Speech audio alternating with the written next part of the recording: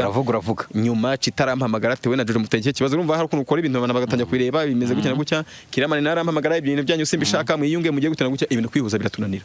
birangiye ibintu bibaye public nge nawe tubijyamo yego uyu munsi wa none twari twarabiretse byarahagaze ntabwo n'impetse kongera gukora ikiganiro ibyo byene nanabiretse ko nyine byavuyemo yego urumva nabyateka mu babarire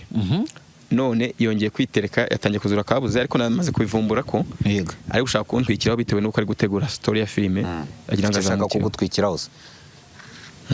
shaka erega murusha izina ntabwo turinganya mwana ago nawe nuko tubaza ibintu uzi ntabwo munganya izina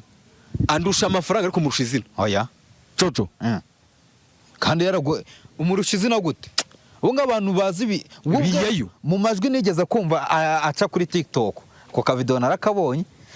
hari amajwi we akuga ati naguhaye izina bita biyayo ni waguhaye izina umuntu aguha izina ukamurusha izina gute no kuvuga ngo ngiye ikintu cyo nari bimusobanuriyeho